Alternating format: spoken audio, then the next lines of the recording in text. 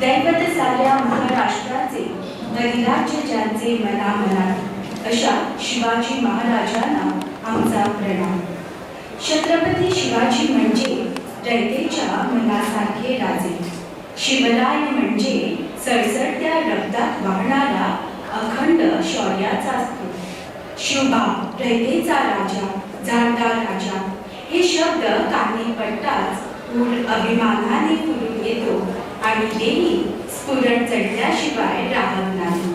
अशा झंझावत वादळाची म्हणजे शिवाजी महाराजांची आज जयंती। आजच्या या पावन कार्यक्रमाला उपस्थित सर्वांचे मी योगिता जोडणकर मनपूर्वक स्वागत करते। शिवाजी महाराजांचे जीवन एवढे भव्य आहे की ज्याचे जेवढे अवलोकन करावे तेवढेच कमी। ते युगपुरुषोत्तम आहे, पुण्यवंत नीतिवंत राजे आहे। त्यांच्या प्रतिमा पूजनाने आपण कार्यक्रमाची सुरुवात करूया। कार्यक्रमाचे प्रमुख पाहुणे आणि मान्यवरांना मी विनंती करते की त्यांनी शिवाजी महाराजांच्या प्रतिमेचे पूजन करावे। आई जिजाऊचे पुत्र, गोर गरीब रयतेचे छत्र, शौर्य पराक्रमाचे महामेरू, साहसाची मूर्ती, आदर्श शासक, महान योद्धे, कुशल संघटक, जाणते राजे, परंपराक्रमी, महाराष्ट्राच्या अस्मितेचे मानविंदू, हिंदवी स्वराज्याचे संस्थापक, राजाधिराज महाराज, श्रीमंत श्रीमान योगी श्री शिवाजी महाराजांना मानाचा मुजरा। मी मान्यवरांना विनंती करते की त्यांनी व्यासपीठावर आसनस्थ व्हावे।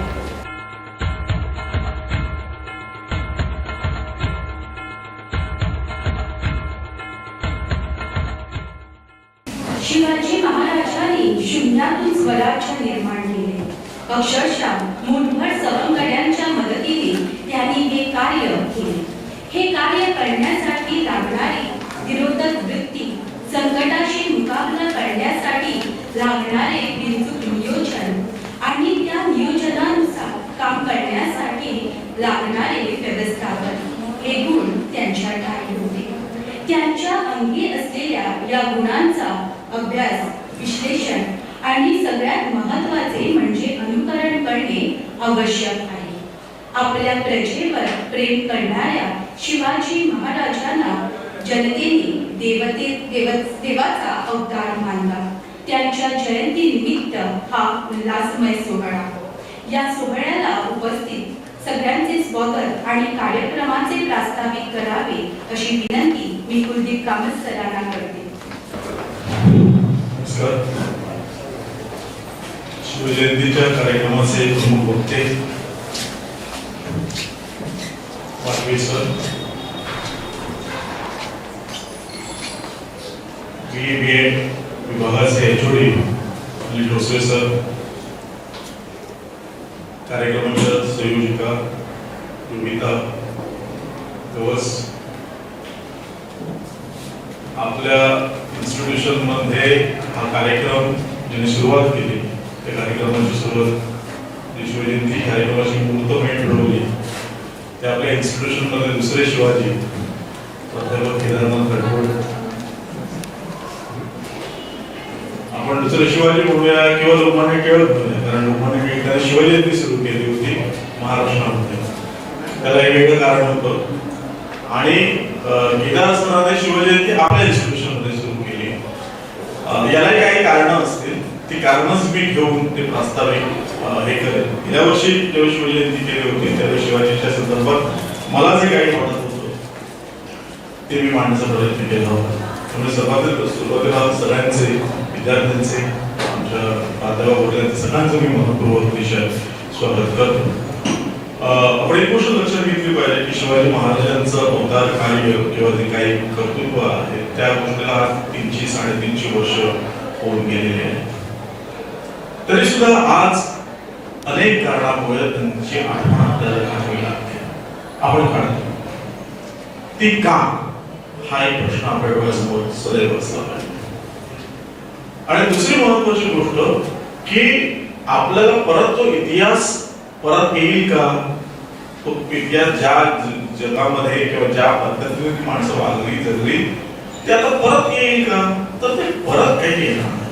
बरोबर, म्हणजे आता परत एकदा राजेशाही येणार नाही, राजा निर्माण होणार नाही, ते वेडा तुम्हाला शोध वगैरे फळ्यावरनं कोणीतरी येणार, हे काही होणार नाही आता.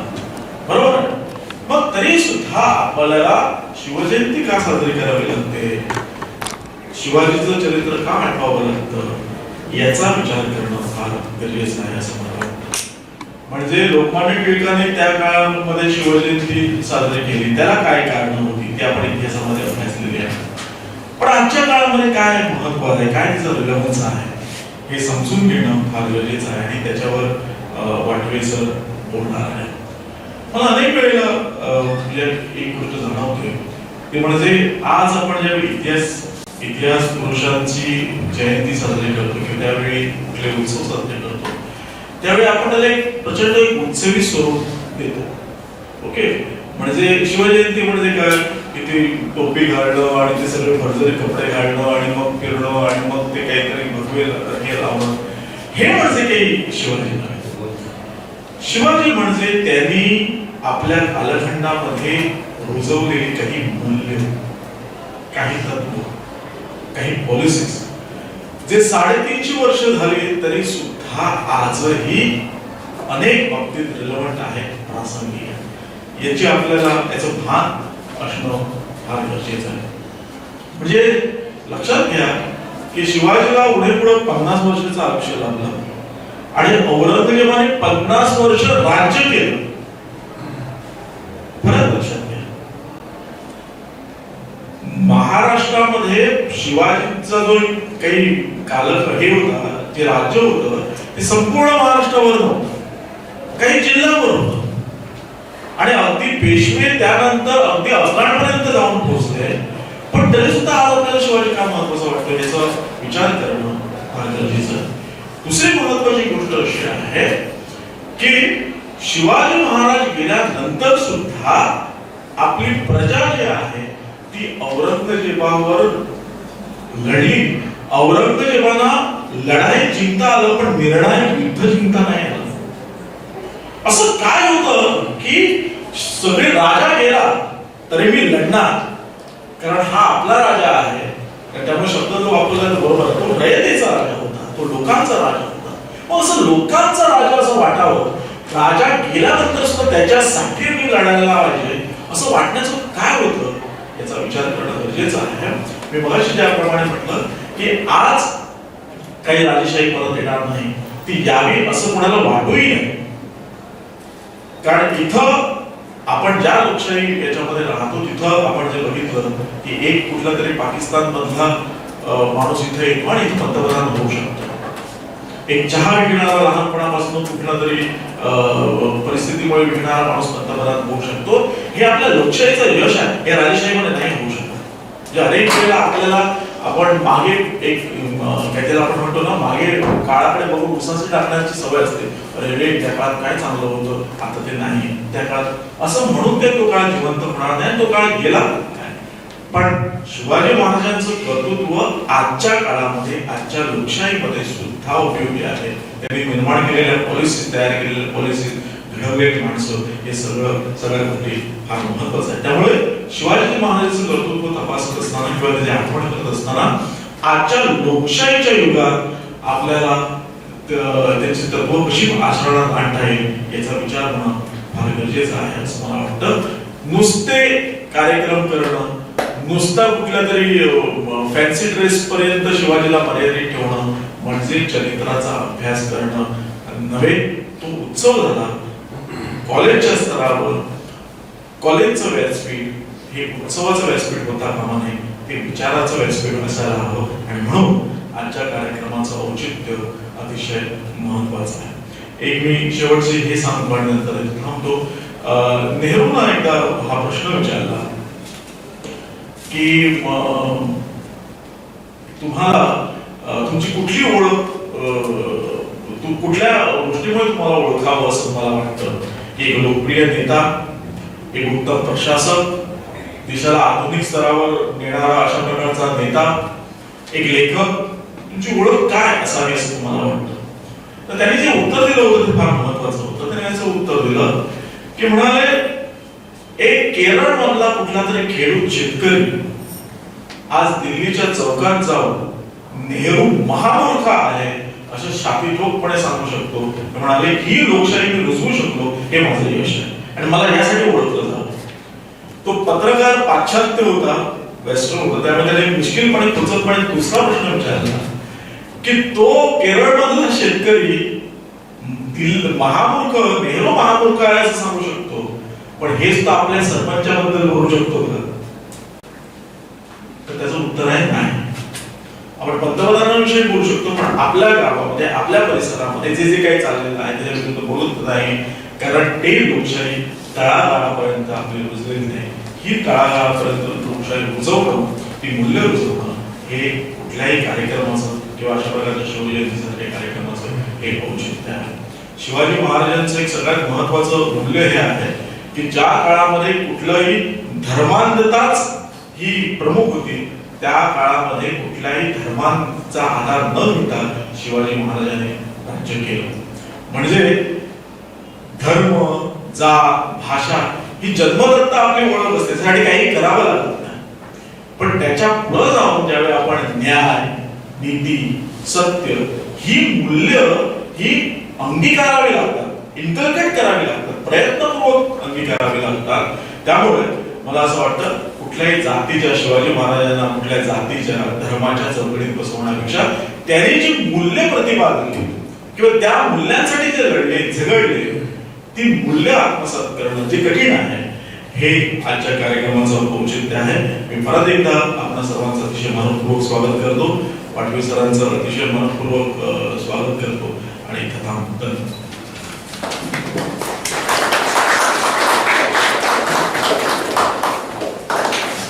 छत्रपती म्हणजे बावड्यांच्या मनगटातील बळ, छत्रपती म्हणजे तलवारीची धार, छत्रपती म्हणजे छातीवरचा वार, छत्रपती म्हणजे मनामनातील धैर्य, छत्रपती म्हणजे सह्याद्रीचे शौर्य. शौर्य, पराक्रम, ध्येयवाद, कुशल संघटक, कडक व नियोजनबद्ध प्रशासक असे अनेक गुण त्यांच्या व्यक्तिमत्वात आहेत. त्यांचे गुण आपण आत्मसात करायला हवे. आजच्या या कार्यक्रमाला असेच बहुआयामी व्यक्तिमत्व प्रमुख वक्ते म्हणून आपल्याला लाभले आहे. मी योगिता गावस मॅडमना विनंती करते की त्यांनी सरांचा परिचय करून द्यावा. Good morning everyone. It's my honor to introduce the chief guest speaker for today's occasion, Shri Aditya Vatve. So, he has completed his MA from Pune University and presently he is working as an assistant professor in history at Dhempe College of Arts and Science, Miramar. Sir has presented a research paper at international level. Sir has experiential knowledge which he gained through his visit. He has travelled across the length and breadth of India. He has visited 26 states as a part of historical study and ornithology.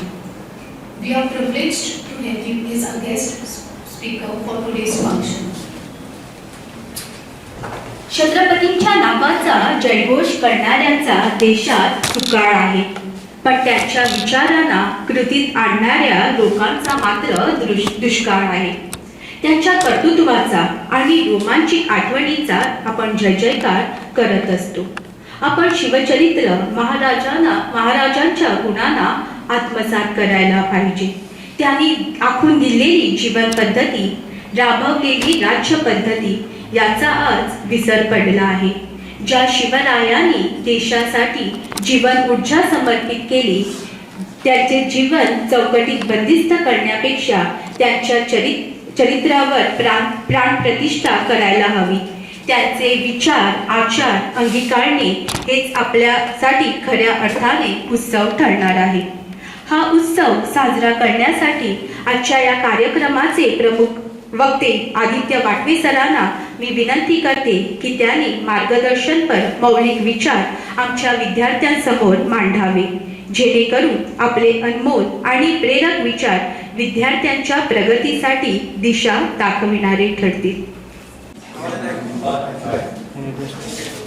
Today we are celebrating 391st birth anniversary of Chhatrapati Shivaji Maharaj. A great hero, a great visionary, and India ever produced.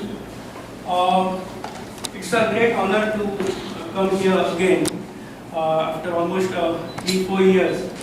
And sir called me, Kedar sir called me first, and then Yogita ma'am called me. And this is indeed a great honor to be back here. It's like a family here. So we are going to see the life of Shivaji in brief, and then in the last part I will speak about the good qualities of Chhatrapati Shivaji Maharaj that we have to inculcate in ourselves, and that is how we are going to take our country ahead. Now, why Chhatrapati Shivaji Maharaj is worshipped as a god is for a simple fact that he created a nation out of nothing. When we speak about Maharashtra and then pan-India, if we go to see, today Chhatrapati Shivaji Maharaj is the only king that is worshipped right from UP to down south. Even the Marathas ruled in the later stages, they ruled Tamil Nadu, and then during the time of Peshwas, who continued the legacy of Chhatrapati Shivaji Maharaj, they went as far as Cuttack, which is in modern day Pakistan, and Cuttack in modern day Odisha. So out of nothing, from scratches, Chhatrapati Shivaji Maharaj created a state, and which became, over the period of time, which became a nation. So why Shivaji Maharaj is worshipped is for this reason, that he created and gave belief to all the people that we can fight for our freedom. If we go to see the political condition in the 17th century, especially in Deccan and South India, the Mughals, the Adil Shah of Bijapur, the Qutub Shah of Golconda, the Portuguese, the British, they had divided the country into so many parts. There was no unifying force as such. And one great thing about Shivaji Maharaj is that he became that tool to unite all the Indians. So let's begin. I will just glance through the career of Chhatrapati Shivaji Maharaj. This is the original portrait of Chhatrapati Shivaji Maharaj, which is in London now. Again, he was born on the fort of Shivneri near Junnar on 19th February 1630, as we all know, to Shahaji Raje and Rajmata Jizabai. Now, right from his childhood, Jizabai infused in Shivaji's mind high and inspiring ideas. This is one thing we have to acknowledge, that Jizabai, a mother, played an important role in Shivaji's life. She molded Shivaji's life, young Shivaji's life, with the ideals of nationalism. See, we are talking about 17th century, where society was divided. Religious ideas were playing important role. The society as in general was stagnant. There were no new ideas as such. When I say no new ideas, it means society was not progressive. Society was divided into caste, into religious ideas, and in such time, here is a lady who infused the ideas of nationalism and taught her son to create a nation. So right from his childhood, his aim was to create a nation for his own people. Now he was trained by Dadoji Kondev. Now this person, he played an important role in Shivaji's life. He was the person who gave him the political training. So right from his childhood, at the age of 15-16, Shivaji was very much prepared to create his own mark on Indian history. Now, at the same time, because of his leadership qualities, he attracted the attention of youths, the Marwards. Now, what has happened over the period of time? Who are the Marwards? Marwards were the people of the Marward region, which is close to Pune. So Pune, if you go to see, it lies in Marward region. So these were the people, the youths, the youngsters, who were very much inspired by Shivaji's ideas. Okay, so Shahaji Bhosle, then Jizabai and Dadoji Koundev, these three people played an important role in Shivaji's life. Now, what were the reasons for the foundation of Swarajya? Now, Swarajya means self-rule, independent state. Now, as I said, Shivaji wanted to have an independent kingdom. Now, the reasons being the continuous wars in the Deccan, which basically favored the rise of Maratha kingdom. Now, as I have said right at the beginning, Mughals, Qutub Shah of Golconda, that is modern day Hyderabad, Adil Shah of Bijapur, who ruled over Goa as well, the Portuguese on the western coast, and the British, all these political players, they were fighting continuously amongst themselves. So this is the time when Shivaji decided to take advantage of this political weakness, and that is how he started his plans to start a new kingdom. Now, the first event in his life was in 1646, when at the young age of 16, he conquered the first fort of Tolna, which is close to Pune. So, Shivaji's political career began at the age of 16. Now, the first major achievement was the capture of Zauli in 1656 from Moreys. Now, this Zauli region is modern day your Satara, Mahabaleshwar. I hope most of you all are aware of Mahabaleshwar. So this Mahabaleshwar was located at a very strategic location. On the one hand, you had the western coast, then the plains, and then the Karnataka region. So this Zauli gave a lot of opportunity to Shivaji to expand his kingdom. So 1656 is very important year in the life of Shivaji. And in 1657, the next year, that was an important year in the history of Mughals, because this is the time when Aurangzeb became the emperor of Mughals. So from 1657 onwards, we find that the Marathas coming in contact with the Mughals. So this is the period of two leaders, Aurangzeb and Chhatrapati Shivaji Maharaj. Aurangzeb killed his three brothers. If you go to see the history of Mughals, it is completely of violence. A brother killing three brothers, putting the father Shahjahan, the emperor, into jail and capturing the power. So Aurangzeb was a very ambitious person. And here is a leader, Shivaji. He was also ambitious, but for a good cause. He was fighting for his people, for the pride. Whereas Aurangzeb wanted to capture power for self-satisfaction. Now when I say self-satisfaction, because he was very much aware, if he did not kill his three brothers, either of them will kill him. So this is the time of two leaders. And then if we go to see the history, as sir said, Aurangzeb ruled for 50 years, from 1657 to 1707. Now if we see these 50 years are of complete violence, and Aurangzeb did not achieve anything.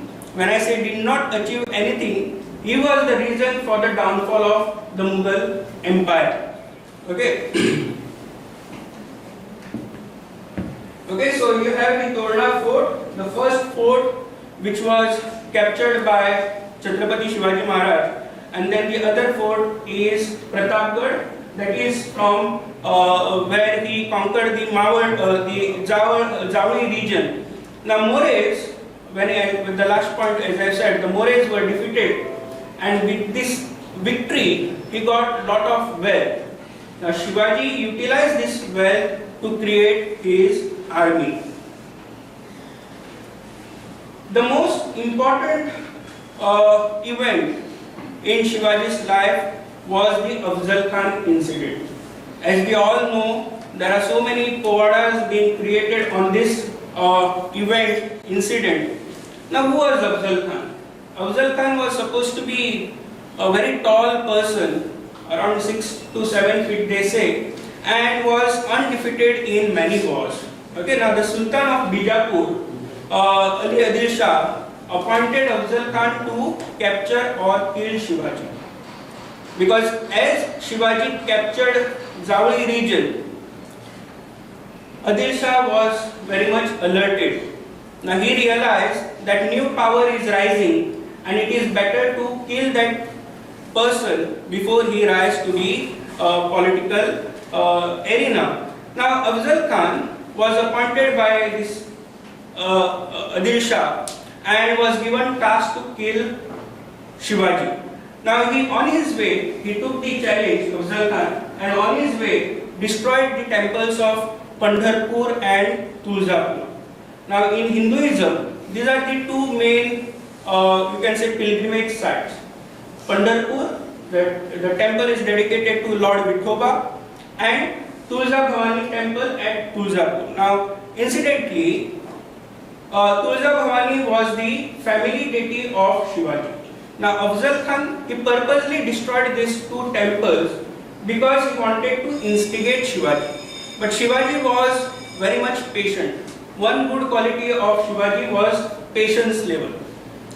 He waited patiently for Afzal Khan to come into his territory. Now another good thing which we have to take from Shivaji, that he took advantage of the minimum resources. And what were the minimum resources?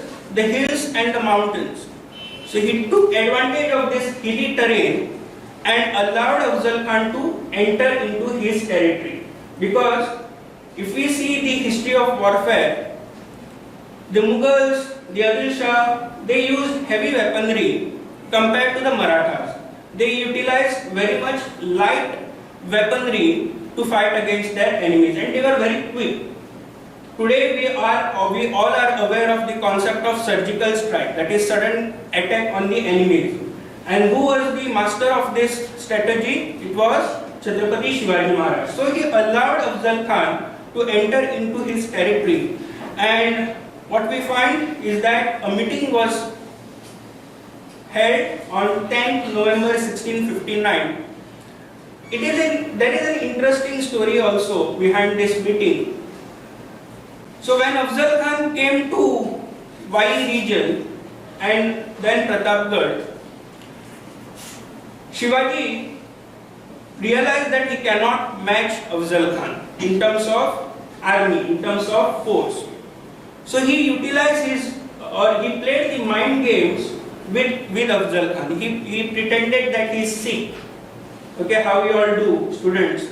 When there is submission time, you pretend that you are sick or this and that. So he pretended that he is sick. He took time.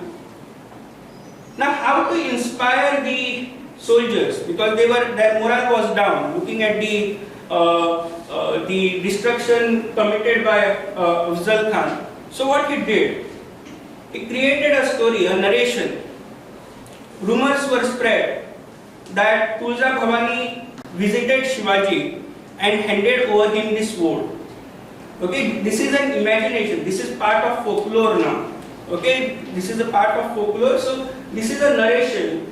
Rumors were spread that goddess came to meet Shivaji and she has handed over this sword.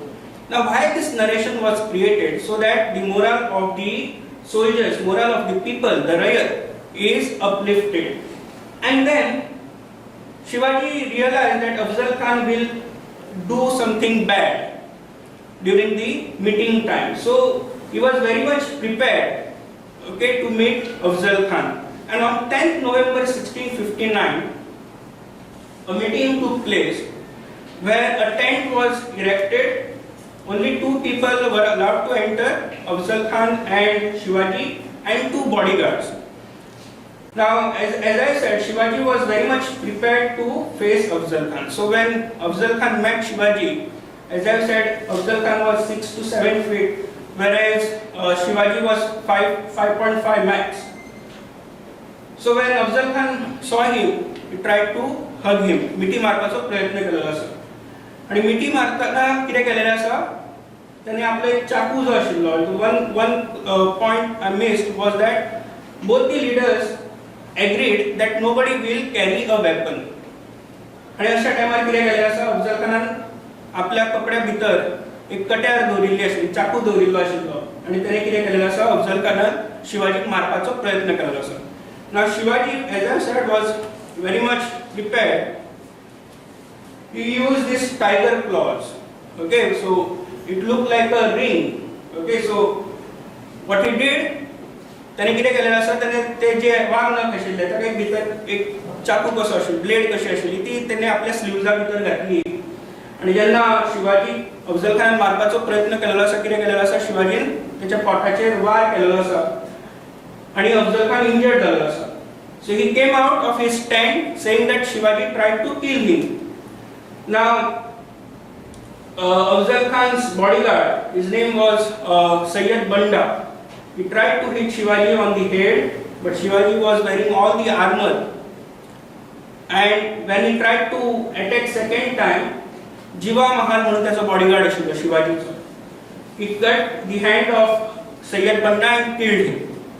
Afzal Khan tried to run away, but he was killed. You can see in the picture how Shivaji must have killed him. So he utilized his brains to kill Afzal Khan. Now what happened with this is that his prestige, okay, Shivaji ची जी image जी आशिल्ली ती खूप वयर गेलेली आसा आणि it alerted the Mughals. And then after the death of Afzal Khan, Shivaji defeated the forces of Bijapur. Now when I say all these wars and this and that, one thing we have to understand is Shivaji's force was very much small in numbers, whereas the forces of Mughals or the Adil Shah were high in numbers. Now how these Marathas managed to defeat the Adil Shahs and the Mughals is because of willpower and dedication towards one cause. Okay, so they were dedicated for one cause, that is to have their own nation. Okay, so then we find the combined forces of Bijapur and Mughals besieged the fort of Pandhana. This is also an important event because this was the monsoon time. Pandhana जो किल्लो आसा, कोल्हापूर जर तुम्ही पावत जाल्यार मुद्दाम हो किल्लो पळयात. जाल्यार पंधाळा जो किल्लो जो आशिल्लो ताका सराउंड केल्ले आणि अशा टायमार शिवाजीन ठरयलें की आपण रिस्क घेतलो. This is also an important part in politics. You have to take risk, and Shivaji was ready to take that risk and cross the Pandhana fort and go to Vishalgarh fort. Okay, a small pathway is there. ताका आता पावनखिंड म्हणतात. आणि अशा या पावनखिंडात जवळजवळ 300 मराठास, आता म्हाका दिसता ह्या वर्सा पिक्चरूय येता तेचेर मराठीन, 300 मराठास आणि हजारांनी या आदिलशाहचे forces. And one man stood in front of them like a rock, and that is Baji Prabhu Deshpande, a man who was ready to sacrifice his life for Shivaji. And in the battle of this Pandhana, we find that the Marathas defeated the Adil Shahs. Shivaji managed to reach Vishalgarh fort, and these 300 soldiers, okay, of Bandal community, okay, every tribe, every community contributed to the rise of Maratha nation. So this Bandal community, they gave their life for Shivaji. And then I'm just touching upon the important events.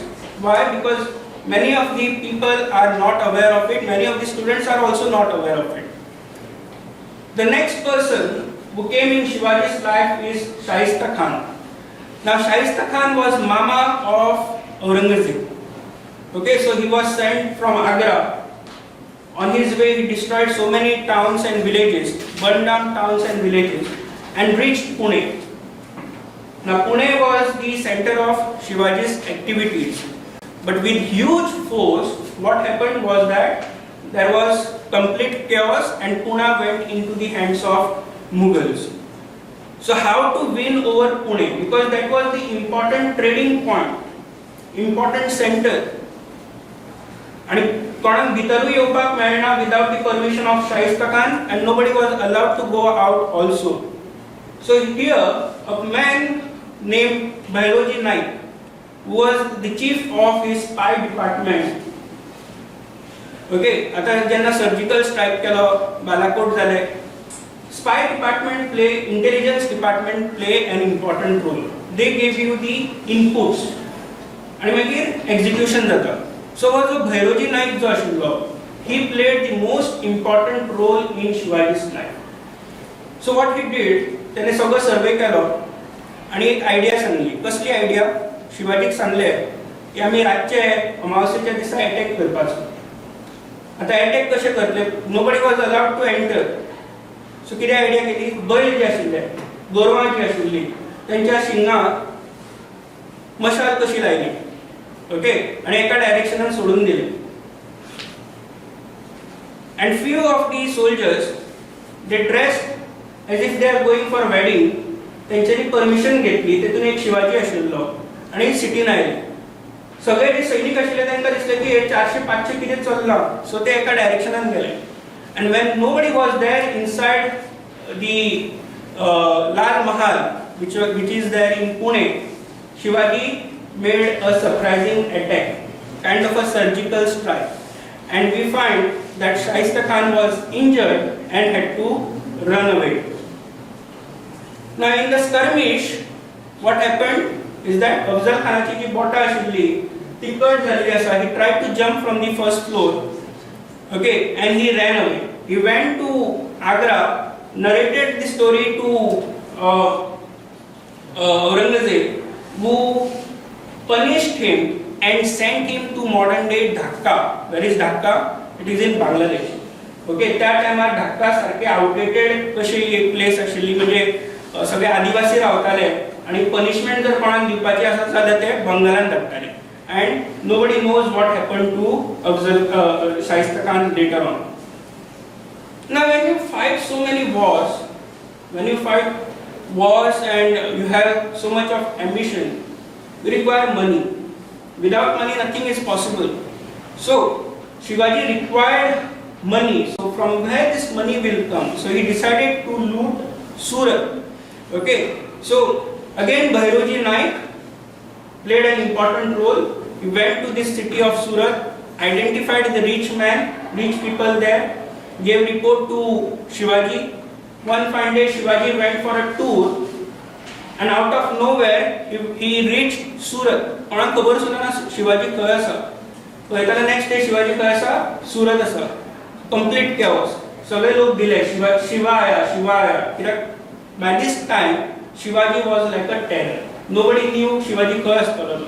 एका मोमेंटाक एका जाग्यार आसा, दुसऱ्या मोमेंटाक दुसऱ्या जाग्यार आसा. So on 5th January 1664, Shivaji unexpectedly attacked Surat, the richest port town in the world at that time. Richest town. जगान सगळ्यांत जर अशें रिच पोर्ट और सिटी खंय आशिल्ली जाल्यार ती भारतान आशिल्ली आनी ती सुरत आशिल्ली. Because diamond till the 20th century diamonds फक्त भारतानूच मेळटाले आनी जो सुरत जो आसा थंयच्यान हो ट्रेडिंग सगळे एक्टिविटीज जाताले.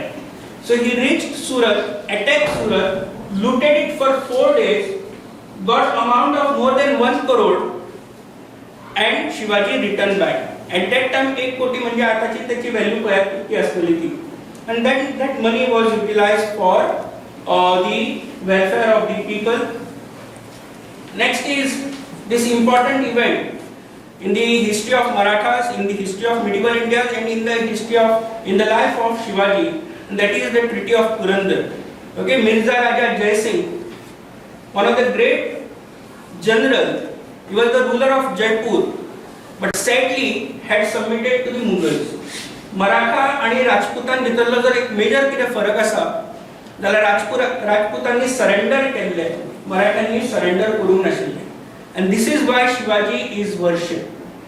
Except for Mewar region, जो साउथ राजस्थान आसा, नॉर्थ राजस्थान जे आसा ताका मारवाड म्हणटात, साऊथ राजस्थान आसा ताका मेवाड म्हणटात. We all know about Maharana Pratap. He belong to Mewar region. पण हे जे मारवाडचे जे आशिल्ले राजपूत जे आशिल्ले Jaipur Jodhpur they had surrendered to Mughals. आणि तितूनलो एक जो कोण आशिल्लो जाल्यार जयपूरचो राजा मिर्झा राजा जयसिंग. तो भारताचो राजा जावपाची तेजे कडेन कॅपॅसिटी आशिल्ली. तो दिल्लीच्यानूय राज्य करपाचो. But ifs and buts has no place in history. So this person was sent by Aurangzeb with a huge force and lot of wealth to capture Shivaji. त्याने खूप स्ट्रॅटेजीज यूज केल्यो. लोकांक ब्रायब दिले. मराठाचे जे ऑफिसर्स जे आशिल्ले तांकां bribe दिली. सगळे जे शिवाजीचे दुश्मन जे आशिल्ले तांकां एकठांय केले आणि कितें केलेलें आसा जाल्यार पुण्या अटॅक केलेलो आसा, पुरंदर. आणि in the battle of Purandar, Marathas were defeated and Shivaji was forced to sign a treaty. हो एक ब्लॅक डे कसो आशिल्लो शिवाजीच्या लायफान, because till that point he had not surrendered, but he was forced to surrender here in the Purandar town. And one of the clause was Shivaji had to visit Agra. Shivaji had to give up all the forts which he had captured or constructed to Mughals आणि आग्रा वच्चे पडले. So 12th May 1666 Shivaji reached Agra. When he reached Agra, it was the day of Aurangzeb's birthday. आणि because इतको व्हडलो राजा तो सगळ्यांक gifts वाडटालो. आणि gifts वाडटाना मनशाच्या कॅपॅसिटी प्रमाणे तांकां लायनीन उबे केले वताले. शिवाजी सगळ्यांक फाटी दवरिल्लो आणि फाटी दवरिल्लो तो दवरिल्लो जेंकां शिवाजीन हरयलो तेंच्या फाटल्यान दवरिल्लो. So when Shivaji saw this he felt humiliated. And till that point कोणाचेच अशें डेरिंग नाशिल्लें की औरंगजेबाचो इन्सल्ट करपाचो. शिवाजीन कितें केलेलें आसा, औरंगजेबाचो इन्सल्ट केलेलो आसा, ताका फाट दाखयलेली आसा आनी थंयच्यान तो भायर सरिल्लो आसा. So he along with his son Sambhaji was hardly 9 years old. They were put into house arrest. And I made a mistake here. On 17th August 1666 Shivaji कितें केलेलें आसा, आग्राच्यान एस्केप केलेली आसा. तर त्याची इंटरेस्टिंग स्टोरी आसा. When Shivaji put into house arrest, ताका कळिल्लें की आपल्याक मारून उडयतले, कशें तरी मारून उडयतले. सो परत त्याने एकदा नाटक केलेले आसा.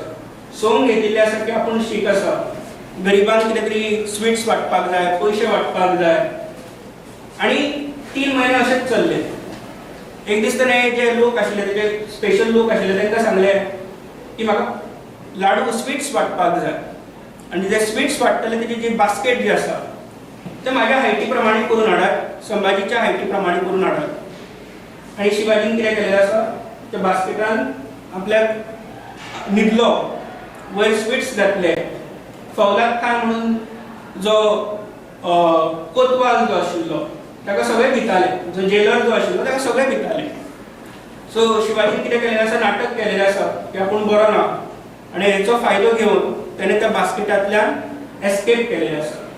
That will go in the history as one of the greatest escape. आणि जर तशें जर पळयत जाल्यार दुसरें ग्रेटेस्ट एस्केप वीर सावरकरांनी ट्राय केलेलें आसा. जेन्ना मर्सेल जेन्ना ब्रिटीश तांकां भारतांत हाडटाले लंडनाच्यान, तेन्ना बोटींतल्यान सगळ्यो बेड्यो घातिल्ल्यो आसतना सुद्दां बारीक विंडोंतल्यान उडी मारिल्ली आसा.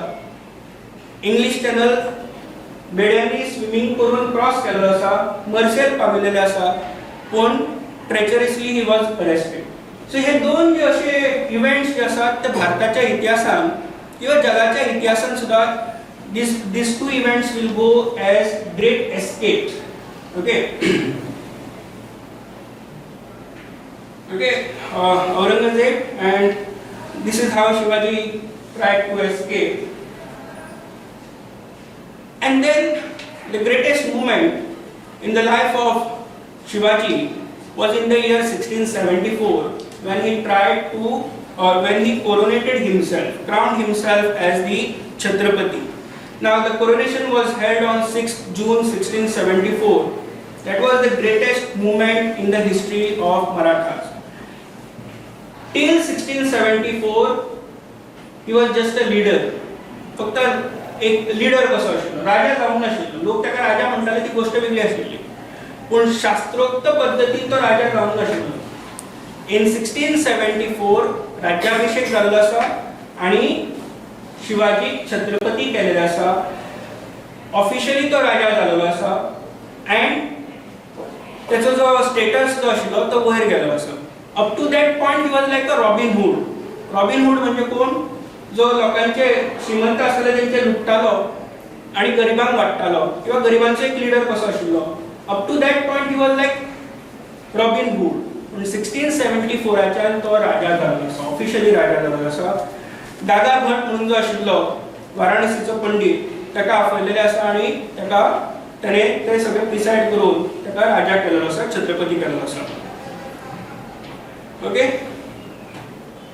now coming to the last part, great qualities of Maharaj. He was an effective organizer. Now when I say effective organizer, as I have said right at the beginning, he created a kingdom from scratches. So सगळ्या लोकांक एकठांय करप ही सोपी गोष्ट ना. आणि अशा पद्धतीन शिवाजीन कितें केलेलें आसा, परिस्थिती पळोवन शिवाजीन सगळ्यांक एकठांय केलेलो आसा आणि एक राज्य तयार केलेलं आसा. He was an efficient general and military strategist. This is also important. If we see the history of Mughals, very few instances are there where kings personally led the armies. राजा जेन्ना स्वतःहून आर्मी लीड करता तेन्ना सैनिकांचो जो एक motivation level असता तो हाय असता. Shivaji led the soldiers personally and that is why he commanded respect from his soldiers.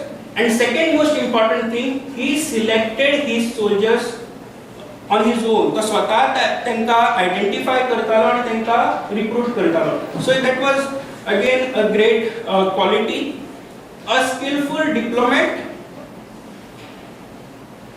Adil Shah had captured Shivaji's father Shahaji आणि त्याका धमकी दिली की तू जर सरेंडर करना जाल्यार शहाजी राजेक आपण मारून उडयतलो. So he went to Bijapur, पाया पडलो, लिटरली पाया पडलो, नाटक केले, परत नाटक केले.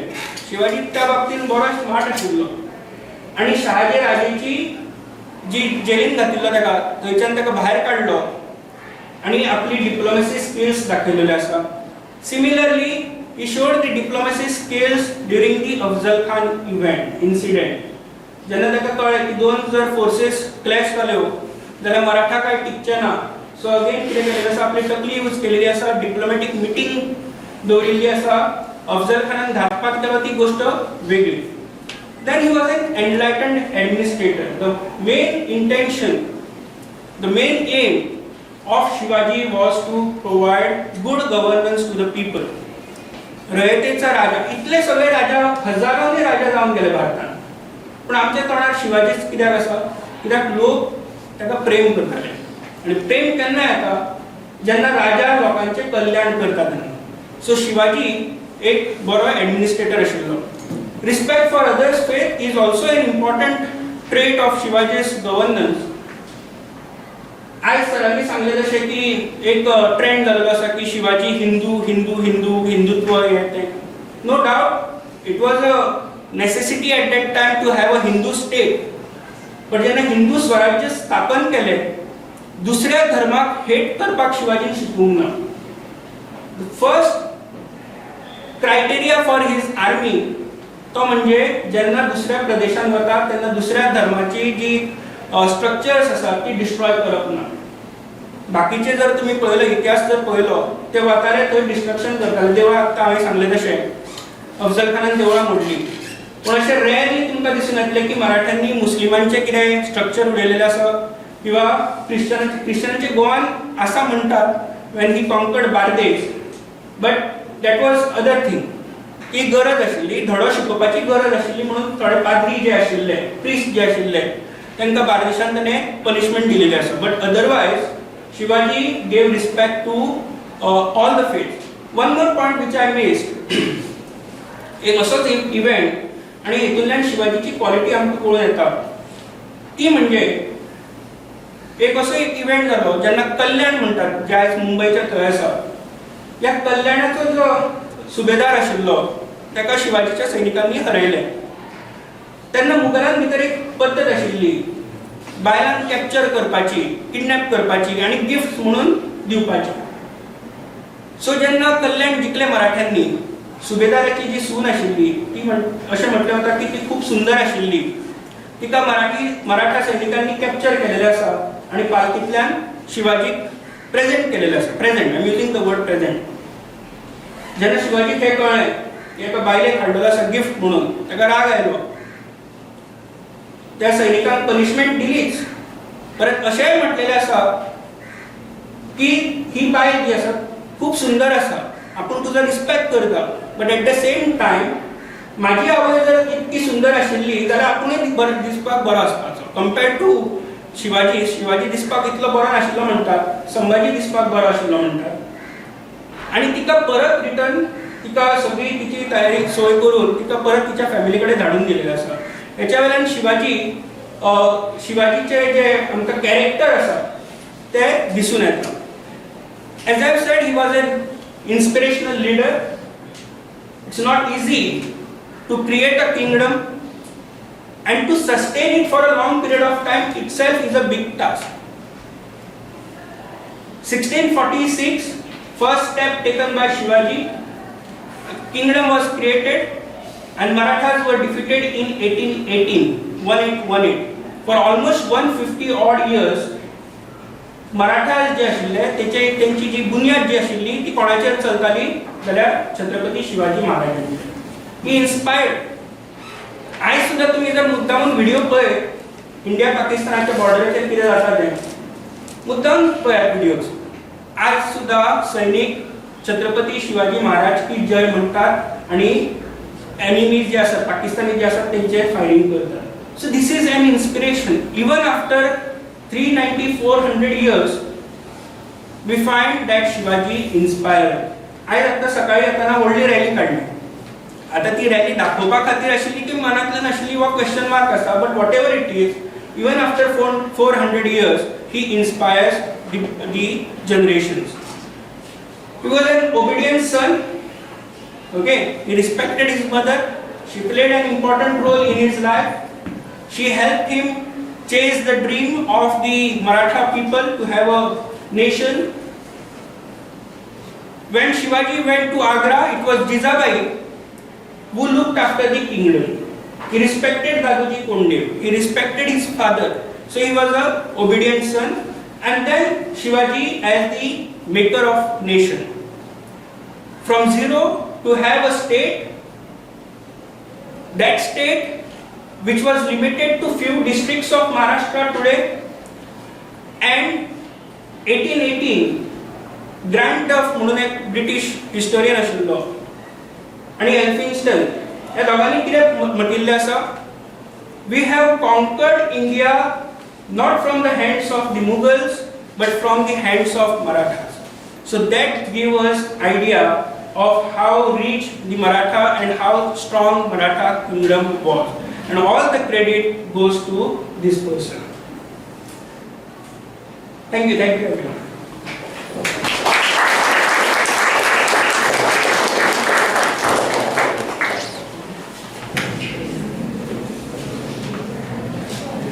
धन्यवाद सर. शिवाजी महाराजांना रयतेचा राजा, देवाचा अवतार असे का म्हणतात हे चित्रदर्शी शैलीने आपण आपल्याला सांगितले.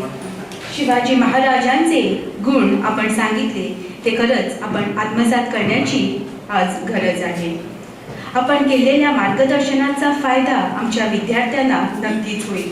त्यांची सर्वांगीण प्रगती साधली जाईल. समाज आणि राष्ट्रहितावर कार्य करण्यासाठी प्रवृत्त होईल अशी आम्हाला खात्री आहे.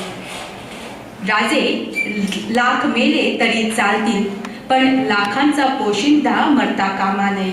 शिवा नावी कितीही जन्माला येतील, शिवा काशीत जन्माला येतील, परंतु रयतेचा राजा शिवाजी पुन्हा जन्माला येणे नाही. राजे खरंच शिवाजी महाराजांसारखे राजे पुन्हा जन्माला येणे नाही. त्यांचे जीवन, त्यांचे कार्य जाणून घेण्यासाठी शिवजयंतीचे औचित्य साधून प्रश्न मंजुषा स्पर्धेचे आयोजन केले आहे. त्याचबरोबर किल्ल्या बनविण्या स्पर्धेचेही आयोजन केले आहे. कालिदास मामल सर आणि दत्ताराम फाले सर या स्पर्धेचे समन्वयक आहे. अशा या कार्यक्रमातून आपल्याला मौलिक विचारांचे धन मिळत जाते. या पावन दिनाची आणि या कार्यक्रमाची आठवण म्हणून मी कुलदीप सरांना विनंती करते की त्यांनी आदित्य वाटवे सरांना स्मृतिचिन्ह द्यावे.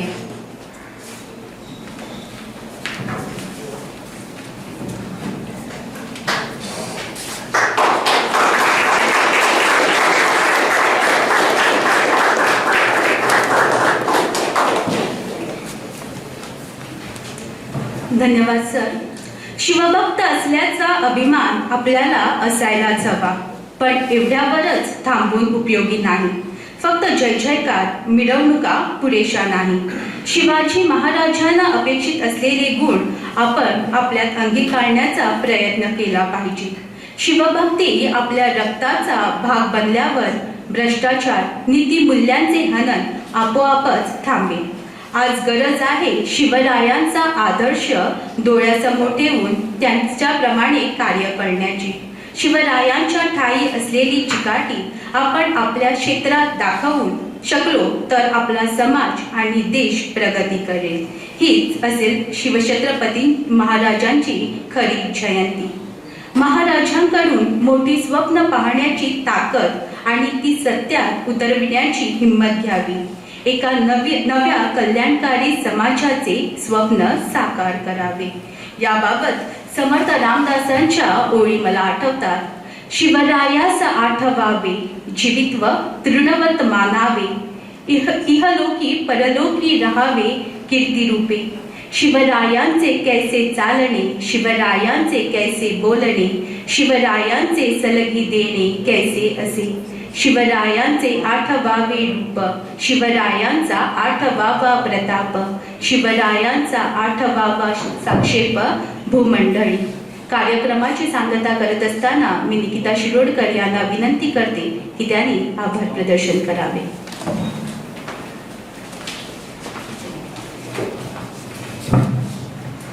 आजच्या या कार्यक्रमाची आभार प्रदर्शनाची महत्त्वाची जबाबदारी आयोजकांनी माझ्यावर सोपवली आहे. त्याबद्दल सर्वप्रथम मी त्यांचे आभार व्यक्त करते. सांगा काय बोलावे पामराने, शिवबांच्या शिवशौर्याप्रती. जगती शोभुनी दिसे राजा, अवघ्या जगाचा छत्रपती. स्वराज्याची स्थापना करणाऱ्या शिवछत्रपती महाराजांनी आपलं संपूर्ण आयुष्य वाहून नेलं आणि त्यांच्या या उपकारांची जाणीव ठेवून त्यांची कृतज्ञता मी व्यक्त करते. शब्दाखातर प्राण अर्पण करणाऱ्या त्या प्रत्येक मावळ्यांचे, ज्यांनी आपल्या आयुष्याचं बलिदान दिलं, त्यांचेही आम्ही उपकारी आहोत. आजच्या या शिवजयंतीच्या पावन सोहळ्यास विचारांचे धन देऊन प्रत्येकाने कृतिशील प्रयत्न करावा असे आपल्या भाषणातून सांगून विद्यार्थ्यांना प्रेरित केले. त्याबद्दल आदित्य वाटवे सरांचे आम्ही मनपूर्वक आभार व्यक्त करतो. तुमचे मार्गदर्शन आम्हाला सदोदित मिळो हीच अपेक्षा. व्यासपीठावर असलेले विद्याप्रबोधिनी महाविद्यालयाचे कार्यकारी प्राचार्य कुलदीप कामत सर, तसेच BA BEdचे प्रमुख डॉक्टर अनिल तोसरे सर आणि या कार्यक्रमाची मुख्य संयोजिका योगिता गावस मॅडम यांचेही मी आभार व्यक्त करते. हा कार्यक्रम ऑनलाईन माध्यमातून विद्यार्थ्यांपर्यंत घेऊन जाणारे आमचे आशय नाईक सर, त्यांनी ही कामगिरी पार पाडली आहे. त्याचबरोबर कार्यक्रमाची क्षणचित्रे विजय कुडणेकर सर यांनी टिपली आहेत. तुमचे आभार सर. तसेच हा कार्यक्रम ऐकणारे प्रत्येक शिवभक्त ज्यांच्या खांद्यावर कल्याणकारी समाजाची धुरा आहे, तुमचेही मी आभार व्यक्त करते. आणि हा कार्यक्रम यशस्वी करण्यासाठी प्रत्येकाने अप्रत्यक्ष प्रत्यक्षरित्या ज्यांनी हातभार लावला त्या सगळ्यांचे आम्ही ऋणी आहोत.